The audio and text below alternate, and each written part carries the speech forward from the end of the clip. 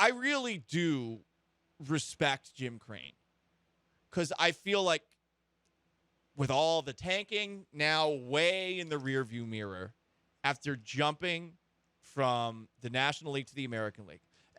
If you were doing sports talk radio in 2011, you were an idiot if you ever talked about the Astros. I remember that. That was when I first started doing the job. It was constant Texans talk because the Texans were good in 11 and in 12.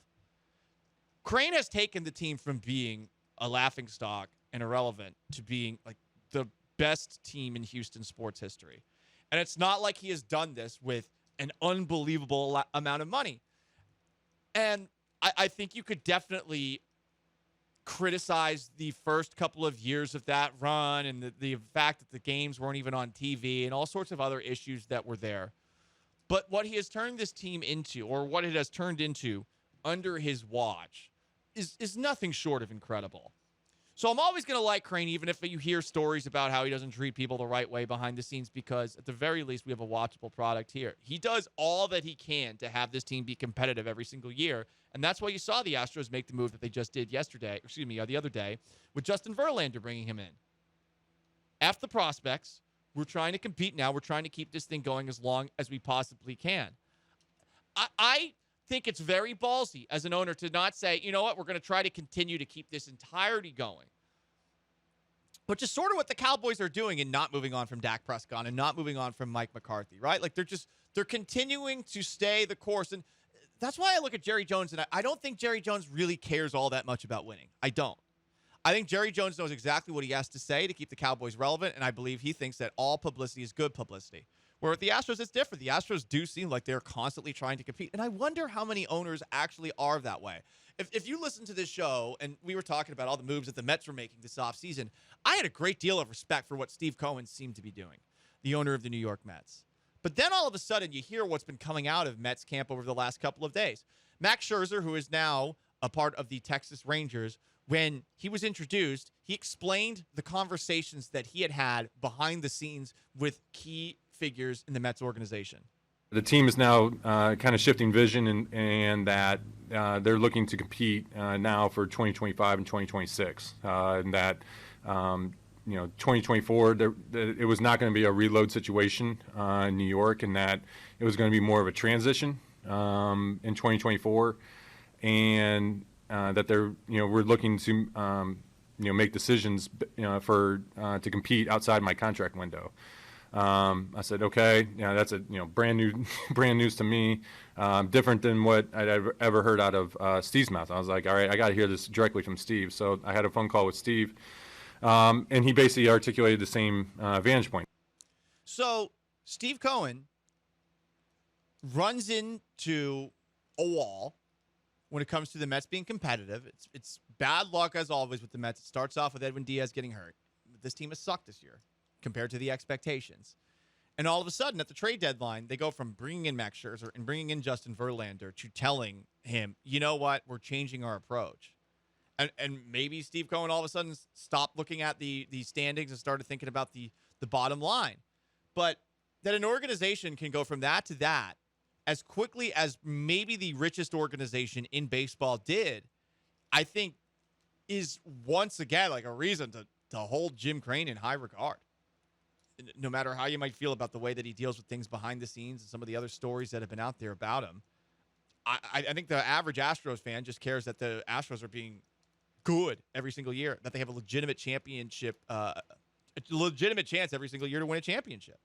Yeah, even like the workplace stuff, that I actually don't mind if people like hold that against them as like a knock on them, but the positives like so greatly outweigh the negatives. Even part of it is the beginning era of his tenure in the early 2010s, where like people didn't like him. People were mad that they moved to the American League. Yeah, and just like nuking the team. Mm-hmm. And like, but the thing is, he hired the right guy. I think a lot of it and is... Drayden McClain created a lot of that to continue. Yeah, he hired the right guy to oversee that plan of just, absolutely just tearing it down to the studs and trusting Jeff Luhnow to make the right moves. And yeah, it was something that needed to be done because of the McClain era. Oof. And that is something that I don't feel like a lot of teams have, is that like that self-awareness or that like realization of like,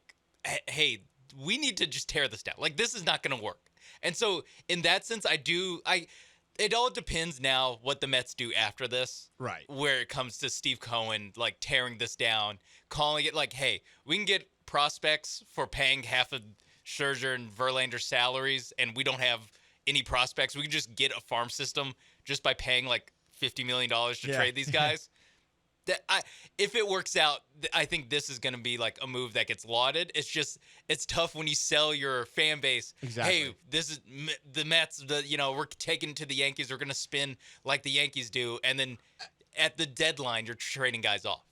They get a little credit for trying, but they lose a lot of credibility by pulling the plug the way that they did, and to say like next year now you're not competing. Like if you're a Mets fan, like you're like, geez, That's this tough. again. That's like this, I feel Mets fans have it terrible. They complain more than anybody. They're the loudest complainers in all of sports when it comes to what their team does.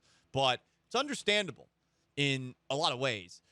At the very least, the Mets aren't like the White Sox who finally admitted, yeah, we're looking to compete next year. Oh, weren't you trying to compete like 2 years ago when you brought in Tony La Russa? And there's a lot of teams across sports that I'm not convinced are trying to win at all. And I don't even know if that will ever change.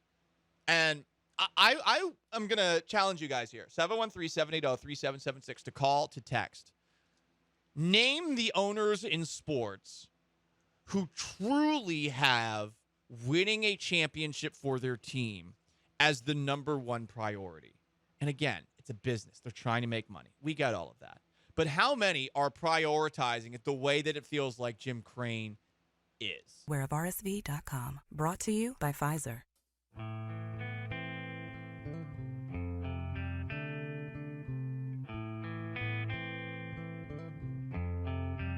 It's that time to resume our daily privilege of listening to The Paul Gallant Show. From the Veritex Community Bank Studios, here's Paulie G. The last segment we were talking about the owners we truly believe are in it to win it in American sports. Steve Cohen was there for a bit with the Mets, clearly isn't now. Jim Crane's clearly the number one dog in town. 713-780-3776 to call in and text into the most interactive sports talk show in Houston. We've got Tony. Tony, what's going on? Tony, turn your radio down. What's going on, man? Dude, Yo. Jim Crane is the greatest owner of the Astros, dude. I'm 45 years old, bro. And Are you crying? he's the greatest ever owner, dude. I've met fucking our Oh, father. there it is. There it is. Damn, Tony. It was a good call up until the F-bomb. So what do you think Tony's life enhancement of choice was this morning? Do you think it was alcohol or weed? What do you think? Just good vibes from the Justin Verlander trade. Listen, Fromber no-hitter. he might have sweep. been out at the bar I was at last night with all the escorts. Maybe he woke up with one and he's like, oh no, that's a little expensive for my taste. I don't know. He sounded like he was crying there. I hope he's not driving. This is generally my big concern when we have someone who calls in who's absolutely hammered. It's like, please don't drive, dude. It's broad daylight. Day one Donna on the twitch.tv/ESPN 97.5 asks, what's up with the callers this morning? Was there a drunk caller on the bench? I think so. I didn't hear it, but I heard them talking about it afterwards. How, Right. We like Tab, who called in earlier, the Texas Rangers fan. Yeah. No, he was sober. He was just wrong. Had to cheat for your World Series. Yeah, but there's another one too. There's the other that one. happened in November. You haven't won one. And also, like, the thing that you can always use, I don't think enough of you guys do this. They got away with it. That's the best part. They got away with it. You might get mad that they said you cheated. Just the only thing you can say that will, because at that point, the conversation is only going to escalate into name calling, right? So you may as well just say, yeah, we got away with it. Sucks to be you, huh? Just say it. they don't have a response for that. They don't. Like, telling somebody that you got away with something and then having no ability to do anything about it, it's one of the best things you could say. Any Astros fan that is always in your holster, don't get upset. Just say, yeah, we got away with it. That's it. Because those conversations are pointless now anyway, right? 713-780-3776 to call in, to text in. And people are debating whether or not he was crying here. There's, I guess, a guy named Tony, and there's a guy named Jeff. And people are convinced that Jeff, I'm guessing was the drunk caller of the bench, is Tony, and Tony is Jeff. Well, hey, that's an all-day listener. Yeah. I'll have what he's drinking. That is crazy. That not only to be whatever Tony/Jeff is up to at 7 to 11:22, but also to be like listening to the radio for all that time too. To be like, you know what, I'm getting into whatever I'm getting into, but as I'm doing it, I gotta listen to my guys John and Lance, then Paulie G. Like, Yeah, I like it. See what they have to say. I hope everything is good in his life. I truly do. Mega, twitch.tv/ESPN975. Paulie G knows this from being a Cheatriots fan. He embraces it. Yes! Mega finally gets it. If my team isn't cheating, are they even trying? That's what I learned this by being a Patriots fan. Everyone hates you. You may as well just be a douche to everybody and act like they're beneath you. Like, that's what's fun about being a fan of a successful sports team. Be mean.